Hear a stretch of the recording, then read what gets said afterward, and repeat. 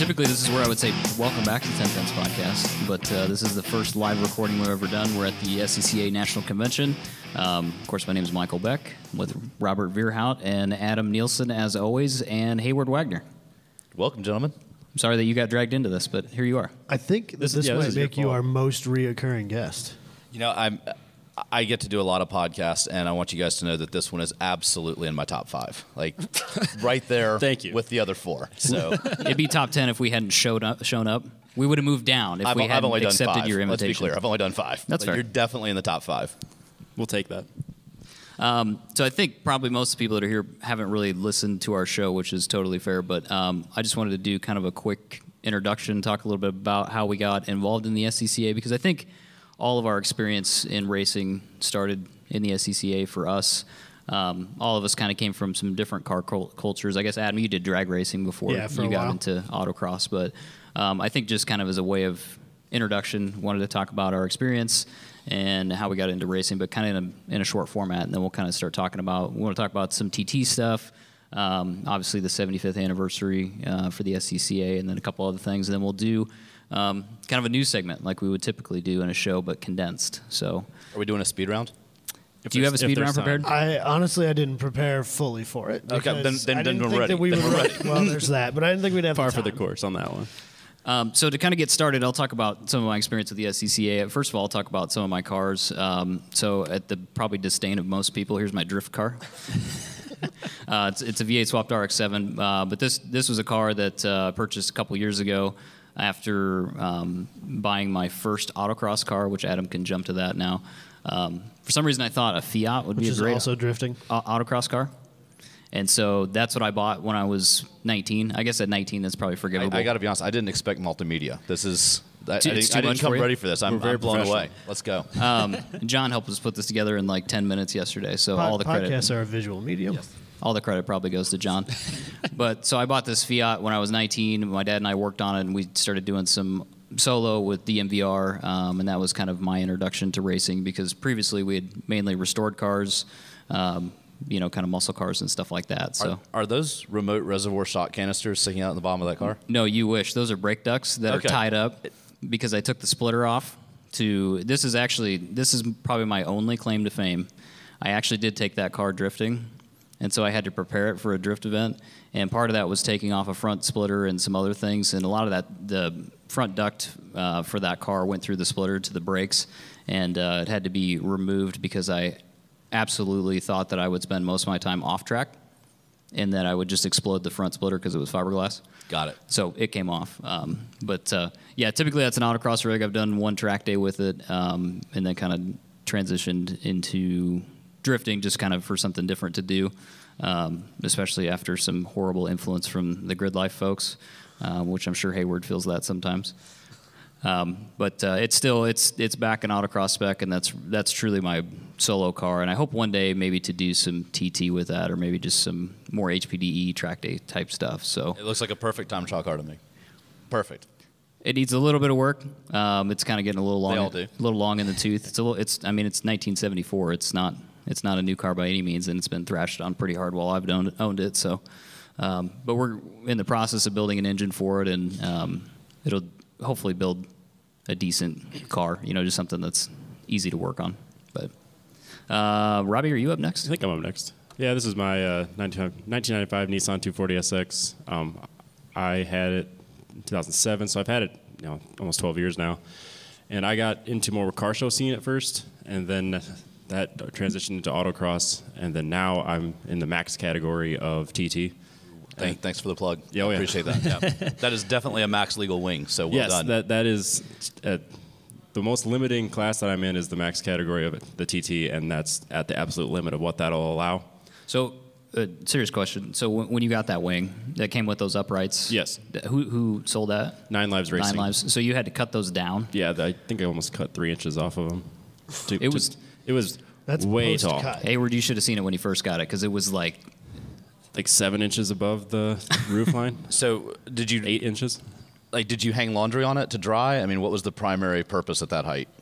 Oh, that's just so I can just push the whole car. Okay. It's I push bar. Got It's it. at the Makes right sense. height Yeah, for makes push sense. it. Okay. Yeah, and I can do pull-ups on it now. It's really Love great. it. Love it. Yeah, and it's big enough to sunbathe on it. Time trials CrossFit competition coming Absolutely. at you. Yeah. Love it.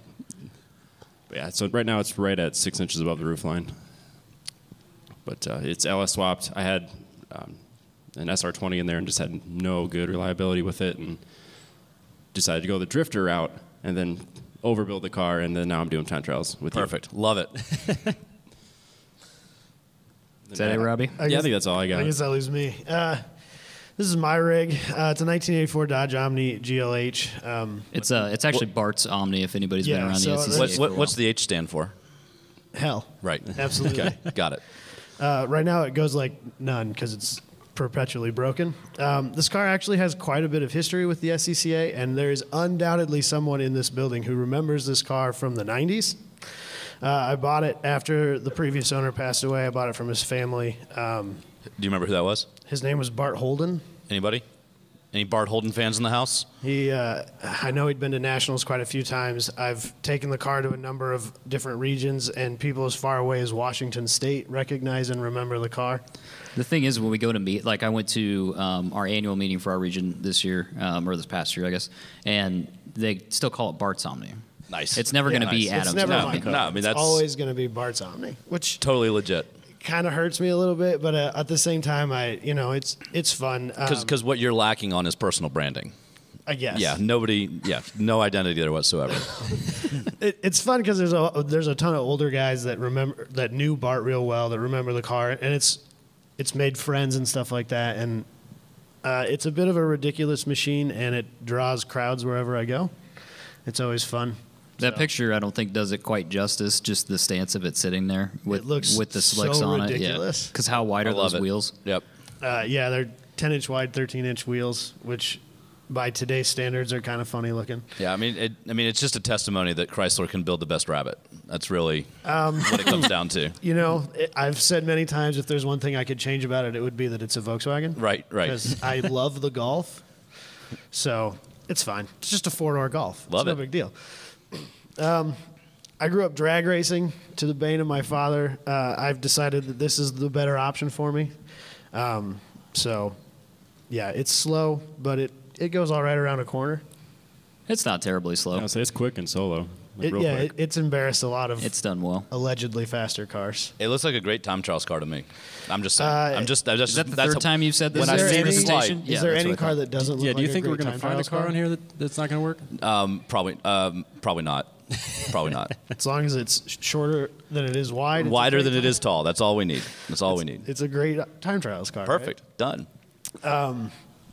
Yeah, I don't trust it enough to take it to track days because I've had many times where I've had to figure out how to get it home from a local autocross, and I don't own a tow rig, so That's what AAA is for. it hasn't 200 seen miles. very much track time in my ownership at least. I don't think So it's you're that. throwing the stickies in the trunk and driving back and forth? Absolutely. Amen. Caged. Amen. Amen. Actually, my memory of this car is when we would go to that Marshalltown event, and you would have to stop at the Casey's and fill up the slicks. Yeah, because they don't hold air, So we, in the morning before you leave for your day at the parking lot, you got to stop at a local gas station and fill up your tires. That's what everybody does. I mean, that's what Kent does, right, Kent? Your tires don't leak? Well, and You should get Kent to set your tires up. apparently I'm He's- doing something wrong, which yeah. So Is that it, Adam? I think so. I don't really know what else to say about it. That's fair. Perfect. Since we're talking so much about time trials, Heyward, do you want to jump into that subject? So I guess just as a way of maybe getting started with that, do you want to talk about NATA and kind of the development of that program and how that came to be? Yeah. So for those that don't know the vernacular, North American Time Attack Council, made up of Global Time Attack, Grid Life, and SCCA Time Trials, really kind of born out of Chris Stewart at Grid Life. And Adam Jabay is an SCCA member, been involved in the club in a lot of ways. They really kind of had open conversations with us from the very beginning of, full disclosure, once upon a time in my life, I worked for an organization that SCCA viewed as a competitor. And that experience for me was not super awesome. And when Grid Life kind of showed up and I was working in the national office, I felt like When I had been working for another organization, my goal had been to grow the sport overall. It hadn't been to compete with anybody else. And honestly, even now in the national office, competing with other organizations really doesn't interest me. I'm much more interested in how we raise the tide and engage people who are not engaged. If we get into arguments over who's going to claim this 50,000 person population while we leave 1 million Miata owners out of the conversation, we probably don't move very far forward very fast. And so we kind of took that approach with Chris. He and Adam were super open to it. John Krolowitz, Tom O'Gorman, and I went to Chicago a couple of times and sat down with them and just kind of, hey, what are you guys trying to do? Who are you? What's your brand? What are we trying to do? What can we learn from each other?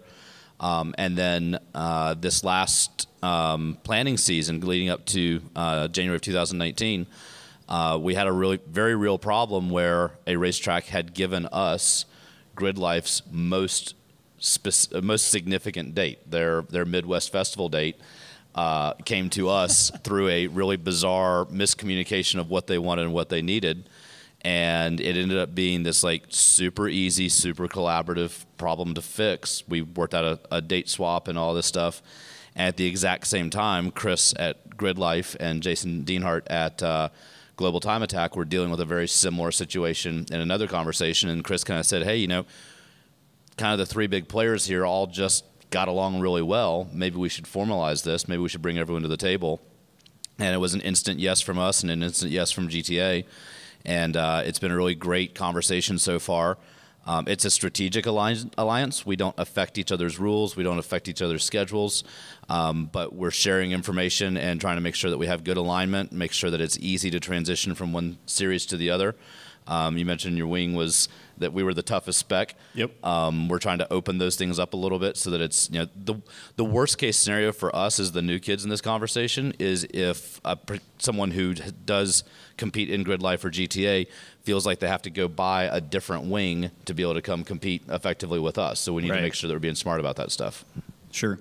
To talk a little bit about how that organization works then. So you're getting together annually, I'm sure more than annually, and having a conversation then about calendars and how you want to be able to license people universally so that somebody can come into Grid Life or Global Time Attack or SCCA and understand kind of where they stand as far as their Time Attack license. Because you talked a lot about that yesterday during your session was, are you a beginner, are you a novice, or are you advanced, and how do you control that? So that people understand where they need to be, kind of what their experience level is. And then, also if you get somebody from Grid Life, you understand who they are. They're not coming to you as someone that's, as far as is completely green. They could have a ton of experience. They could have none, no experience, but you've kind of got a way to vet them coming in the door immediately. Yeah, I mean, we're going to try something that's pretty radical and unheard of in motorsports. We're going to trust people. That's step one. That's bold. Yeah, we don't know how it's going to go, but we're going to try it. But what that really means is that when somebody comes to us, an SCCA member who has done a bunch of track days and track events with other organizations or has done time trials with us but hasn't been well documented or whatever, and they say, hey, I really think I should have an intermediate license. I really think I should have an advanced license. And we may have a conversation with them. We may call them up and talk to them a little bit. But our general attitude is if you believe that you have we're starting from zero. So if you believe that your zero start should be at an advanced level or intermediate level, we're probably going to issue that license. And then our system is based on event leads evaluating their participants and then reporting back to us an evaluation of each participant. So a no score is just basically everything was fine. Mm-hmm. Somebody may get a score that is, hey, this guy's really great. He came in with a novice license. Let's make him advanced right now, and we'll do that. And it may be, hey, we had this guy show up with advanced, and he didn't know what a point buy was, so we moved him down to novice. Sure. But we'd rather go through that process of kind of trusting people, making them feel welcome, making them feel like we're going to take them seriously in their motorsports experience, and then everybody in an event is going to be observed. Everybody in an event is going to have some amount of making sure that we're getting the behavior we need from them. So on some level, it really doesn't matter that much if they start off in the wrong group and we have to make an adjustment, but kind of making those adjustments. So it's kind of a trust then verify piece. On the pro license side, GTA and Grid Life just send us their list of, hey, here are our certified drivers. Mm-hmm.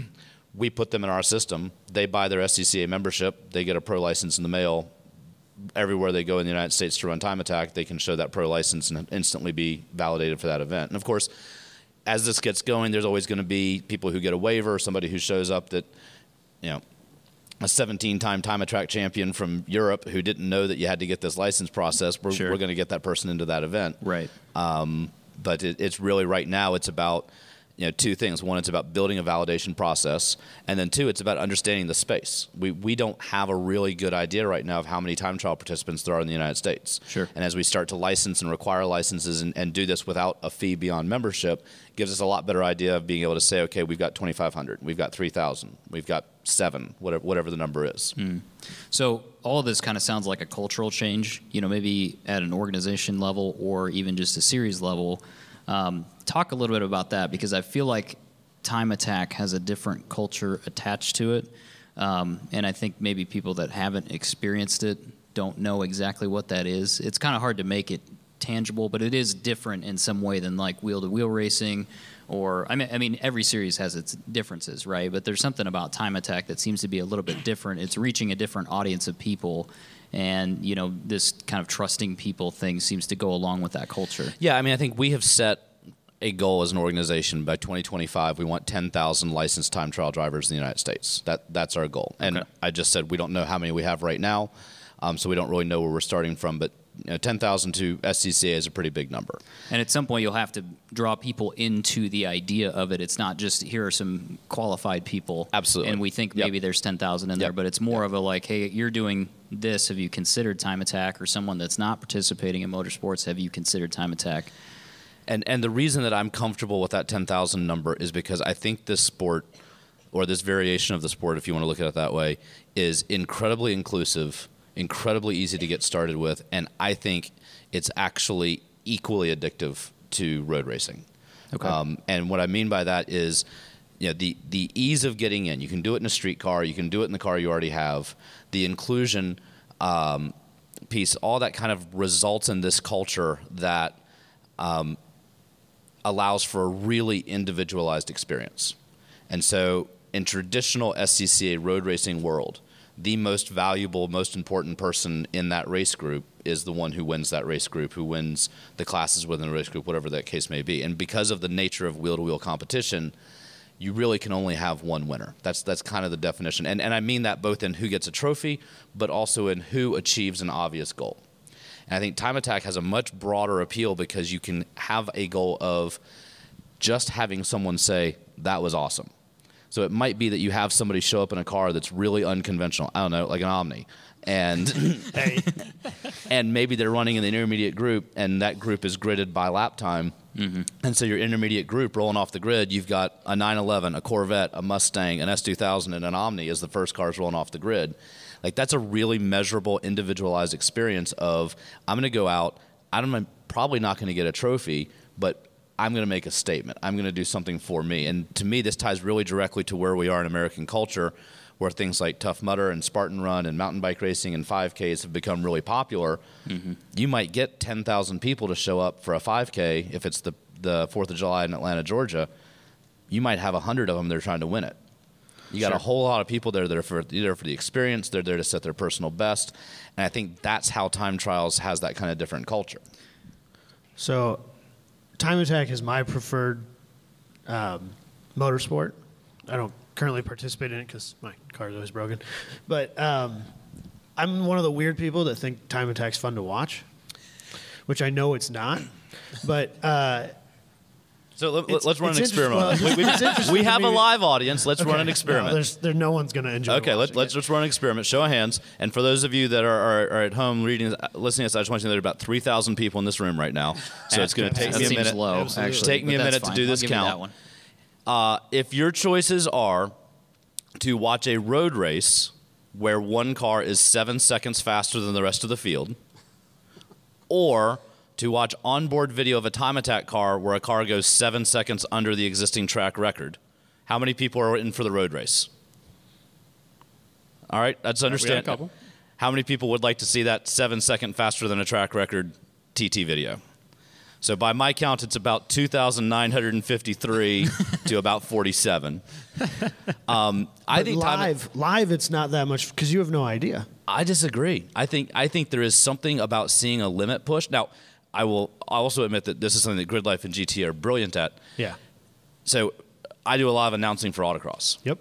And autocross is paint dry and boring to watch. I think it's right there with Time Attack. Unless you have an announcer that is telling you why it's important. Yes, absolutely. And I remember the first year that I went to Nationals, I saw the greatest run in the history of autocross. I saw Bob Tennell in his M3 in East Street Prepared for the first time destroy that field. And I was the greatest run in the history of autocross. And the reason I knew that is because the announcer told me it was. If I had there was no announcer, I would have had no idea that and oh, by the way, that might have been an extremely pedestrian run.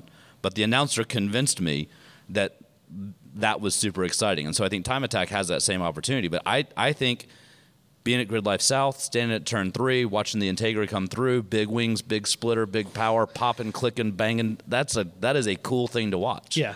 But it's in what you were talking about with people who can show up with weird cars. Some of my favorite cars are not the fastest ones. Right. Which is, it speaks to that. Yeah, absolutely. Yeah, I mean, and I think, that's what time trials can do differently from every other form of motorsport. And I think, let me be clear, I love the runoffs. I love club racing. One of the best 3 days of my work world are going to the runoffs and being able to be the pit lane reporter and be in that environment and connect to all those things. But I think when we're looking at how do we want to grow the sport, how do we grow the future, hey, to get on track and compete, you need a license, a car, a cage, a Hans, a suit, a helmet, a sign-off, or, hey, come to a time trial and run in the novice group. First time, we're going to give you the opportunity to see how good you are at this, and we're going to coach you and help you along the way.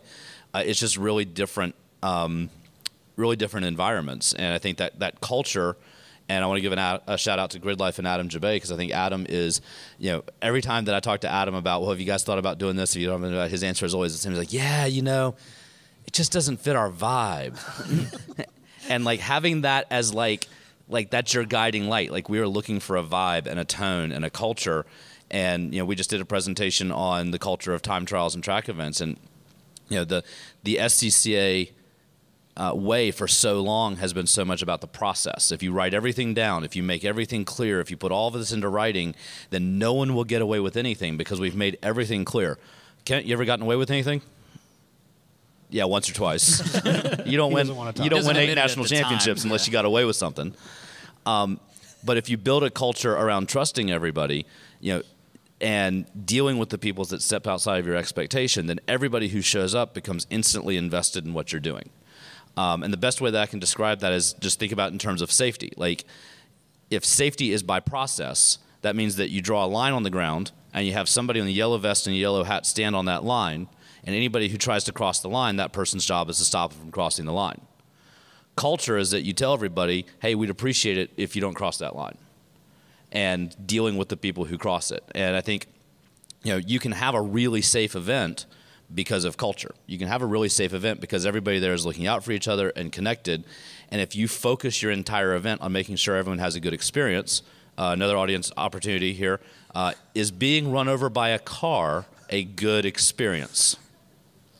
Bunch of thumbs down. Bunch of no's. Thumbs down. So if we make our focus everyone having a good experience as opposed to keeping everyone safe, we inherently keep everybody safe. We just do it in a way that they feel invested in the experience as well, knowledgeable, connected. And that's, I think that's what Grid Life has done a really great job with. Yep. I'm going to be going to Super Lap Battle next month, and so I'll get a chance to see how GTA does it. Sure. And I think that is a kind of a core value of this NATA thing that yeah, we're going to have rules. Yeah, we're going to have competition, but we're going to lead with culture. We're going to lead with vibe. We're going to create an environment that people enjoy being in and want to protect. Having people there that understand that certain behaviors put the entire sport at risk means that people behave in a way because they're invested in the sport. Right. And I think this creates a unique opportunity for that type of racing to cultivate that environment because, when you're in a strictly competitive type of racing, attention is being drawn to rule violations, I suppose. So it's kind of like well, I think it's bigger than that. You're talking about in racing, traditional wheel-to-wheel racing by definition is combat. Yeah, you are trying to absolutely. take the same piece of track at the same time. That is combat. That's trying to take the castle, storm the hill. This gives you a little bit more of an opportunity to be divorced from that, and that creates some space to go to an event. And maybe you had a good event, a bad event, an okay event, but you got to see that 7-second a lap faster car run. Sure. And part of your experience was observing somebody else's greatness. And I think in road racing, it's a lot harder to appreciate and enjoy somebody else being dominant, because their dominance is really contrasted to your performance in a very direct and real way. Yeah, and I think in some ways this may allow people to step into road racing too. Not to say, obviously, racing has a valid place in this organization and many organizations. You know, we're kind of talking versus, but it's not that. It's all these programs need to work together in an organization, right? I mean, we get that question a lot. Is this, why are we doing this? Is this a rung on the ladder? Is this a standalone thing? What is this? And the reality is that number one, more people. We do not get more people to do time trials by doing bad time trial events. Sure. We need to do really great time trial events. And really great time trial events, in my opinion, in this organization, happen on weekends that are independent weekends. Because we do such a great job of serving our road racing population, it's really hard to do both at the same time. So job number one is to build and execute brilliant time trial weekends, time trial events.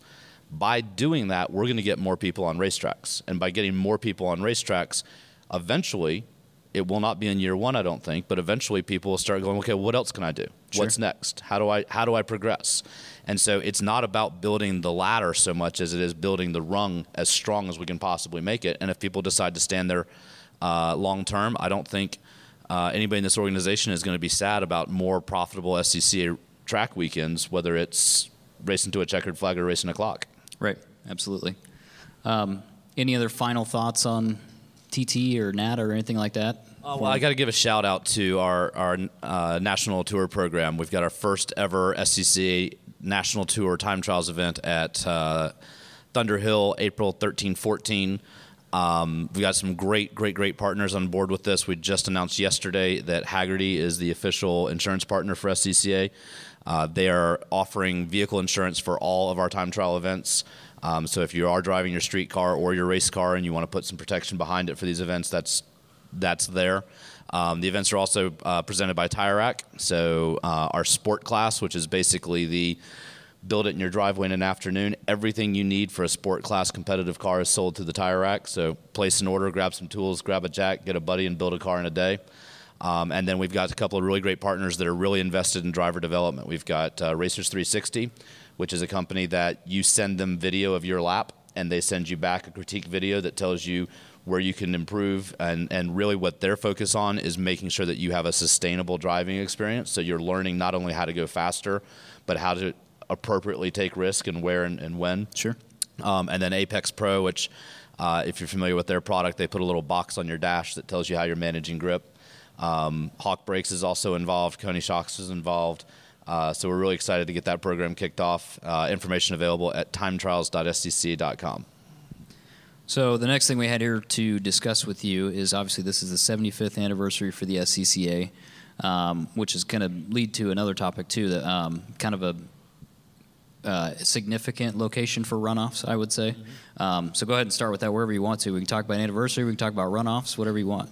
I think Mike Cobb, our president, has done a really good job of framing our 75th anniversary about being about the next 75 years as much as it's about the ones that we've already had. Celebrating and looking forward. Absolutely. And I think that when you talk about forward vision for the road racing program and celebrating where we've come in, going to VIR, I think, is a brilliant execution of that concept because the runoffs really kind of created its brand at Road Atlanta, natural terrain road course in the Southeast, big fields, and that was kind of where the product went from.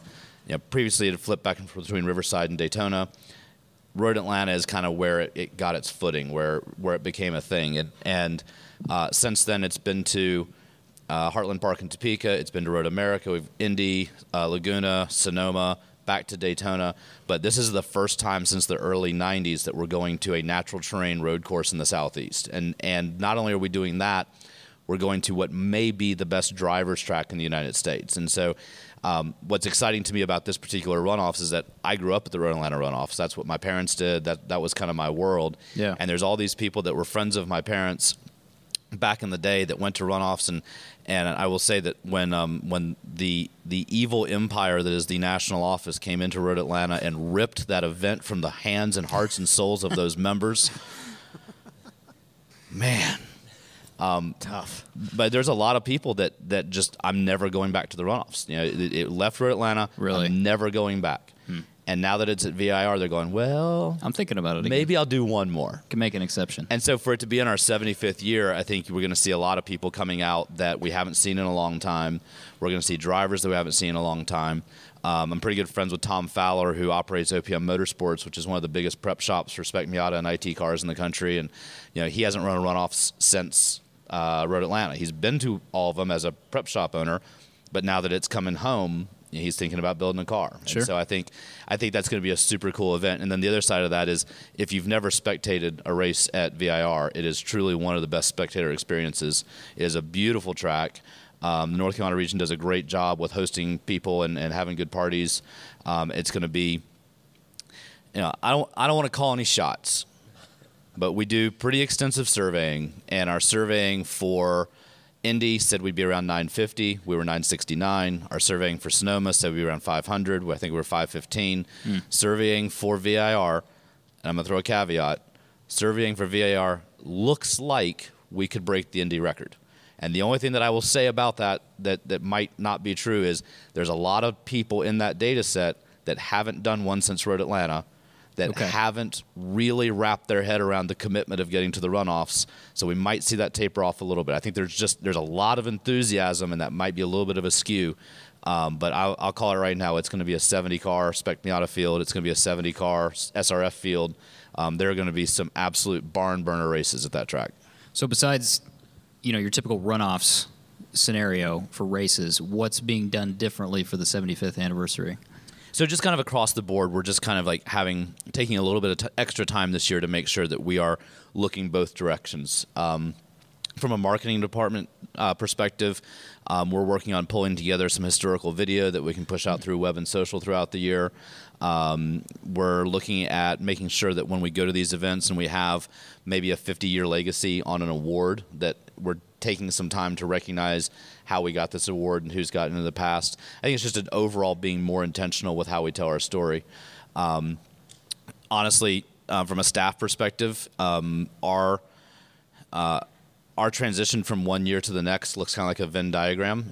In some ways, we started 2019 on October 1st when we were done with championship season. Sure. In some ways, we don't start 2019 until tomorrow, because that's when we're done with convention. So our planning is still rolling through, but we've got a great presentation here this weekend from the archives that goes through kind of a pictorial history of SCCA. I'm hoping to get that in a webcast format at some point in time so folks can see it. And then I believe next month's sports car is the 75th anniversary issue. Oh, cool. We've got some historical content, and I am super excited about what that cover might look like. Haven't seen it, but I'm super excited about it. So when you talk about, looking back 75 years and then looking forward 75 years, looking back, you've got archives and things that you can kind of draw from and see how the group has grown significantly, obviously, over that time period. But when you look forward 75 years, you're talking about a lot of time, and a lot of things change. This thing with time attack, that being a thing at all or being a significant thing, that may not have happened, but people have adopted it and decided that it's a great form of racing. When you look forward 75 years with the SCCA, what are some things that you guys see short-term and potentially long-term that is going to kind of change and shape the SCCA?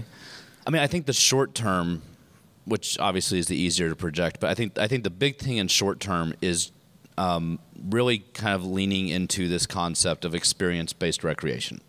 Okay. Not competition-based recreation, but experience-based recreation. And yes, competition can be a part of an experience, but just being more holistic in how we view it. I think that the more that we can do as an organization to make our events time appropriate, some autocross programs do a great job of splitting their day. You either run morning or afternoon, but just doing things to be more highly accessible to people. Those are going to be kind of the short-term things in my mind. The other one I mentioned is that the more that we get I had a slide yesterday and kind of a history of time trials that showed some early hill climb pictures. And the early hill climb pictures were people in streetcars with tape numbers on the door running up a hill climb mountain. And, I'm a big believer in safety. Our organization is known for safety, and our organization's next 75 years will be based on our ability to manage safety and be smart about it. The other side of that is we have kind of a legacy of every time some bizarre anomaly thing happens, we put our foot down and say, well, that can never happen again. Let's write a rule to make sure that never happens again. And I think we're getting to a phase where we're kind of taking a step back and saying, okay, what's likely, what's realistic, what's the risk we're willing to accept? And so I don't view it as our organization getting more risky as we move forward. I view us as being more appropriate with our risk to the activity that we're looking at. The risk level that we allow for a time trial should be different than what we do for a road race. But the bigger question, what do I see 75 years down the road? I am fired up about autonomous cars. I think autonomous cars are going to be awesome for motorsports because, work with me here. You have a lot of skeptics, by the way, including probably all three of us. Let's go autonomous cars. I'm ready to argue now. All right. Would you take a form of transportation, put it on top of a form of transportation, drive the transportation to a place, take the transportation off the transportation, recreate with it, and then stack it back up and bring it home? I think a lot of people do that now. A lot of people do that I think now. everybody here does that, yeah. Okay. How would you like to sleep in one of those? Yeah, I think that's the big ticket here. So, like, what I see with autonomous driving is that the more that driving on the street becomes regulated, the more that we can only do that with aids and assistance and all of those things, the more that recreational driving on racetracks and autocross courses and all of those things becomes a value to the people that are passionate about that. And if you look at stuff in American history, I don't know if anybody here is familiar with guns. Guns used to be something that were super important for lifestyle in the United States in a, like, this is how I feed my family kind of way. And as guns have become less about how I feed my family and more about recreation and enjoyment, the culture around guns, the love of guns has shifted from something that people are not that dialed into, it's just another tool in the barn, to I would die for this concept.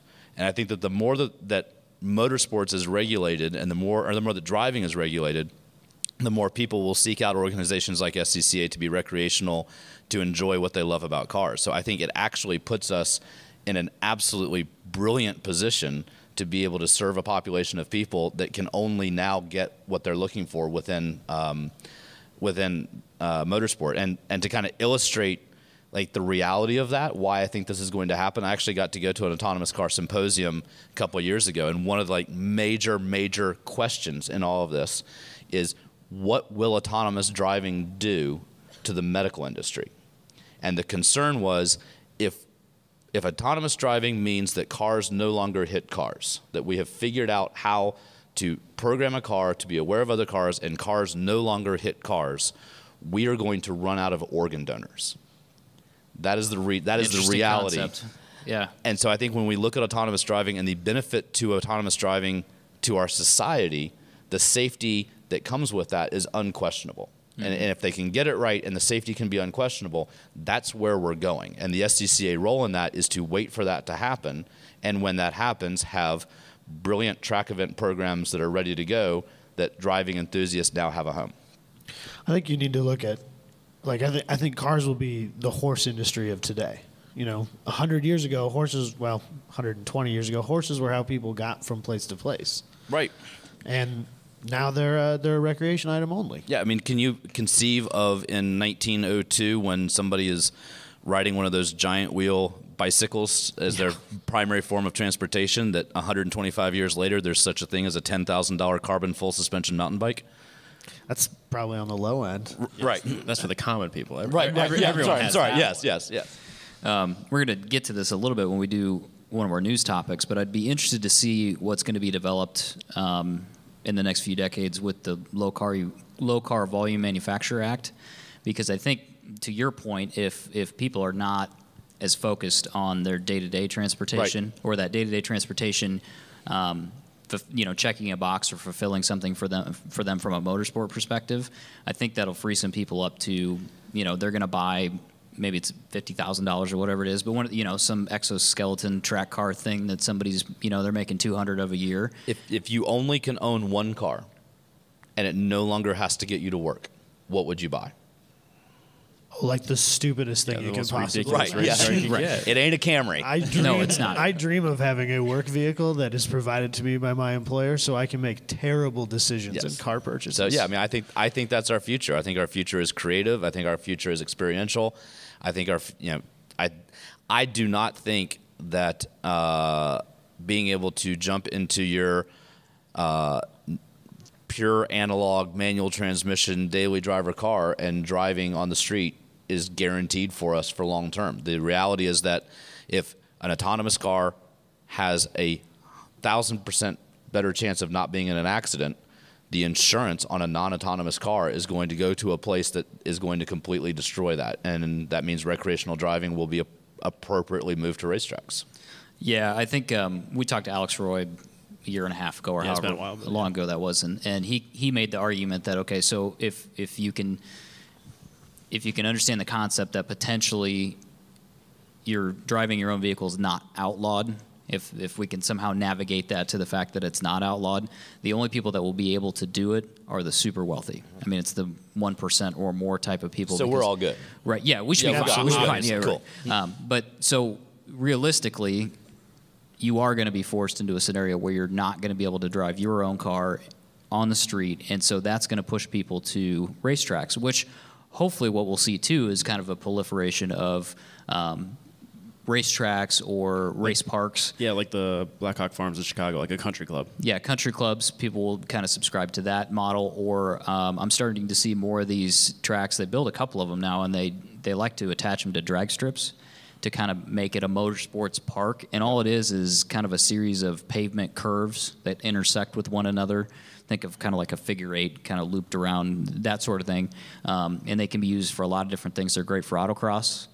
You can set up a lot of different course configurations. You don't need a lot of cones, and then you can do drifting. You can do, a lot of different things, and you can have something going on at the drag strip at the same time. So they're starting to think about, it's a park. It's it's an adult park, for a very specific reason.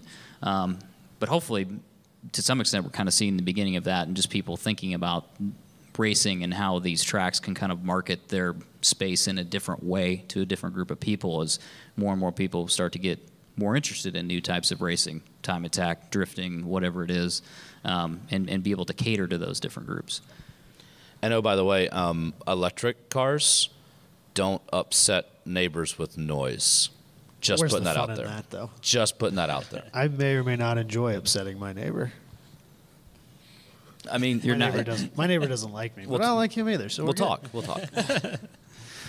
Any other thoughts? 75th anniversary, runoffs, any of that stuff? I think, just that we're going to induct into the Hall of Fame class tonight, and having those Hall of Fame members here, Patsy Henry's here, Dorsey Schrader's here, most of them are here, and just kind of be able to talk. That's one of the cool things about the SCCA National Convention is that we bring in every year 5 to 7 legacy members of the organization, and it's always interesting to me to meet people that I grew up hearing stories about. And so It's pretty cool. I met Patsy Henry last night, and she and my mom were really good friends back in the day, but I had never met her before. And so that's just a cool thing for me. And our Hall of Fame page on the website kind of walks through some of those people and their contributions.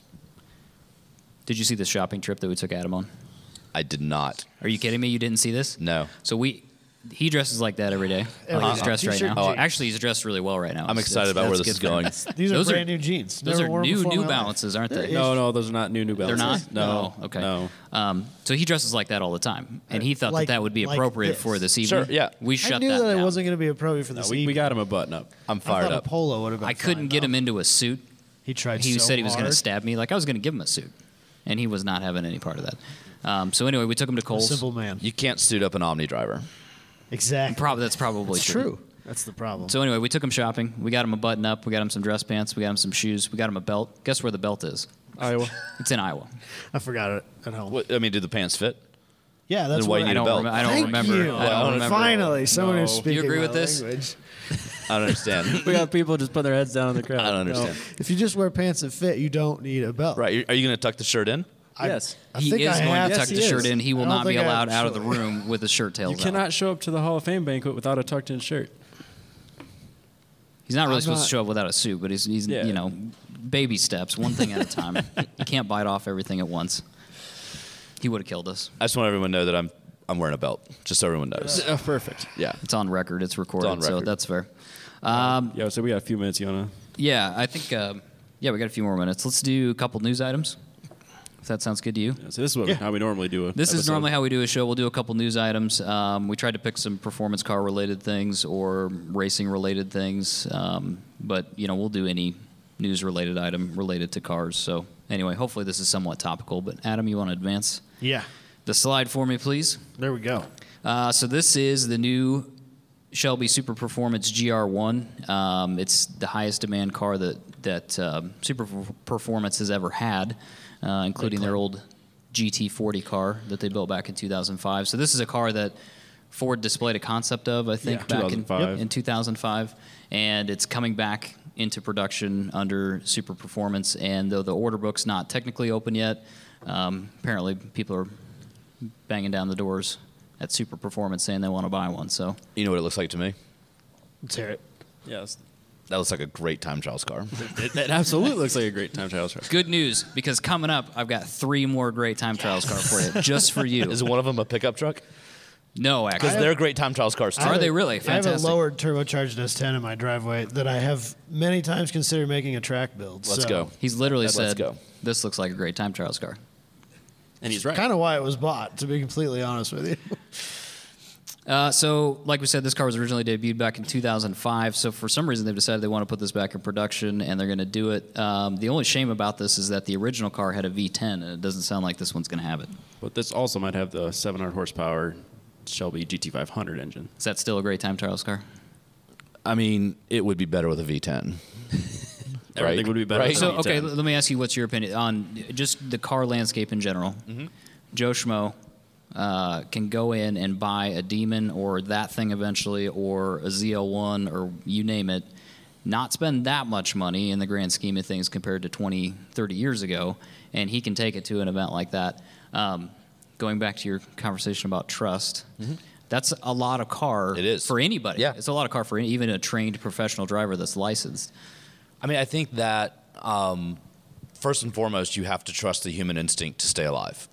Sure. And what we have seen over and over and over again in track night and time trials is that when you get into those cars with radically high levels of performance, those drivers are underdriving those cars on a much grander scale than the kid who shows up with a 100 horsepower Miata. Sure. So there's some just kind of laws of physics self-regulation that happens with those cars. The other thing is that these cars have pretty advanced safety features built into them.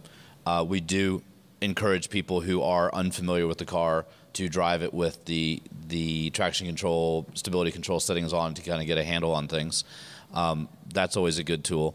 I think the question that you didn't ask that I will answer is, do I think it's a good idea?